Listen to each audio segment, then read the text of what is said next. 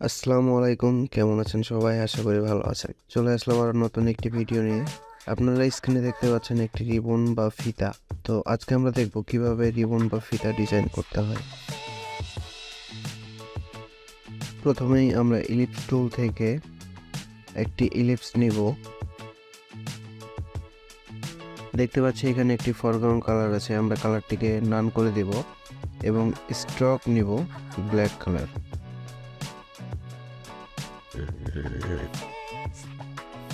এরপর এডিটে যাব, এডিটে গিয়ে ইলিপসটি আমরা কপি করব এবং পেস্ট ইন ফন্ট করে দেব। আমরা যেটি মাত্র কপি করলাম টান দিয়ে নিচে বসাবো।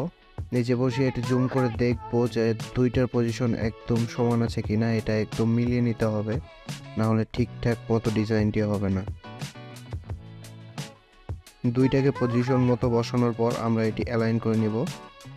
ঠিকঠাক পজিশন মতো বসানো হয়ে গেলে এবার আমরা লাইন সেগমেন্ট টুলে যাব এবং একটি লম্বা টান নিব।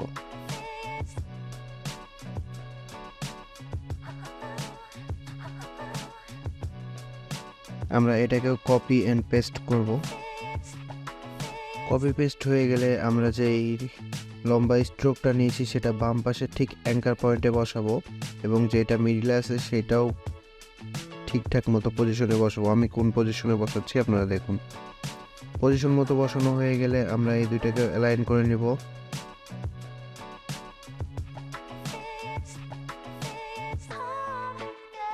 মোটামুটি আমরা সব কিছুই পজিশন মতো বসিয়ে নিয়েছি।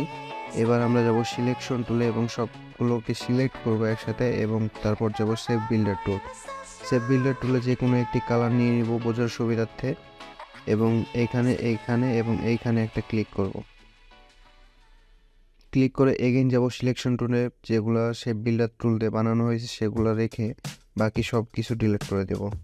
আমাদের উপরে যে লেয়ারটা আছে সেই লেয়ারটা কপি এবং পেস্ট করে হালকা একটু চাপিয়ে দেব এবং এই দুইটা নিয়ে সিলেক্ট করে আমরা পাথ ফাইন্ডারে যাব এবং এটা ইউনিট করে দেব। আমরা এটা ইউনিট করে দিলাম। আমাদের সাবজেক্ট পুরোটা সিলেকশন করে আমরা যাব রিফ্লেক্ট টুলে। রিফ্লেক্ট টুলের ভিতরে গিয়ে এটা আমরা ভার্টিক্যাল করে দেব 90 ডিগ্রি। আবারও আমরা রিফ্লেক্ট টুলে যাব এবং এবার করব হরাইজন্টাল 0 ডিগ্রি। এবার আমরা যেই সাবজেক্টটাকে রিফ্লেক্ট করলাম সেটাকে সিলেক্ট করব এবং ঠিকঠাক মতো পজিশনে বসাবো। আমরা এটাকে নিচে নিয়ে এসে ঠিক অ্যাঙ্কার পয়েন্টে নিয়ে এসে বসাবো, না হলে এটা ঠিকঠাক মতো কাজ করবে না। অ্যাঙ্কার পয়েন্টে বসানো হয়ে গেলে আমরা এইটা এবং এইটা সিলেক্ট করব। সিলেক্ট করে এগেইন যাব পাথ ফাইন্ডারে এবং এইটাকে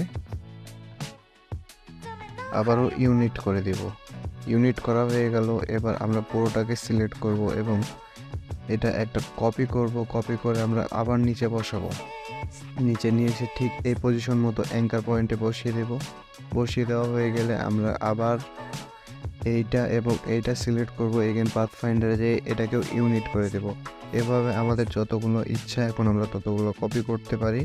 এভাবে রিবন আমরা যতগুলো কপি করব তত বড় হতে থাকবে। আমি আপনাদের বোঝানোর ক্ষেত্রে আরেকটি কপি করে নিচ্ছি। আমরা আবার অ্যাঙ্কার পয়েন্টে বসাবো। পজিশন মতো বসানো হয়ে গেলে আমরা এইটা এবং এইটা সিলেক্ট করে পাথ ফাইন্ডারে যাব এবং এইটাকেও ইউনিট করে দেব। এভাবে আমরা যতবার এটা করতে থাকবো ততবার এটা বড় হতে থাকবে। এবার এটা আরো সুন্দর এবং আকর্ষণীয় করার জন্য একে আমরা একটা গ্রেডিয়েন্ট কালার দিব।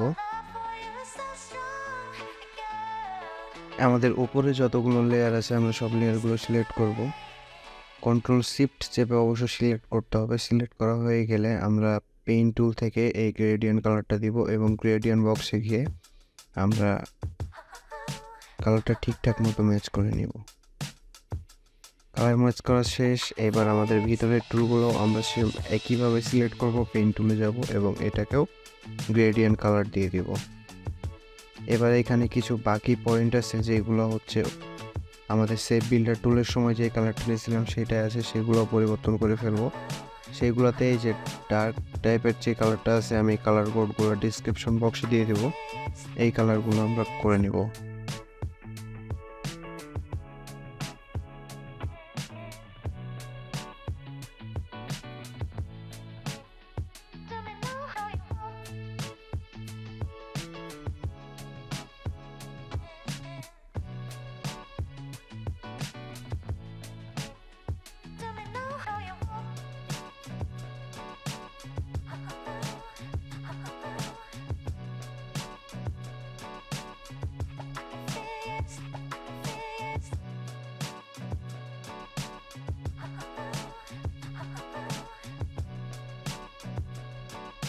ব্যাস আমাদের কালার কারেকশন শেষ। এবার চাইলে আমরা এটাকে একটা সাইডও দিতে পারি। আমরা ইফেক্টে যাব, স্টাইলাইজে যাব এবং ড্রপ শ্যাডোতে যাব। ড্রপ শ্যাডোতে গিয়ে এখান থেকে কালার সিলেক্ট করব শায়ান কালার সিলেক্ট করার পর এটা মাল্টিপল করে দেব, তাহলেই ব্যাস আমাদের ডিজাইন এখন পুরোপুরি তৈরি। তো আজকের ভিডিও এ পর্যন্তই। সবাই ভালো থাকবেন, সুস্থ থাকবেন। দেখা হবে পরবর্তী নতুন কোনো একটা ভিডিওতে। ভিডিওটি যদি ভালো লাগে অবশ্যই একটা লাইক দিবেন, কমেন্ট করবেন, চ্যানেলটি সাবস্ক্রাইব করে পাশে থাকবেন। ধন্যবাদ। আল্লাহ হাফেজ।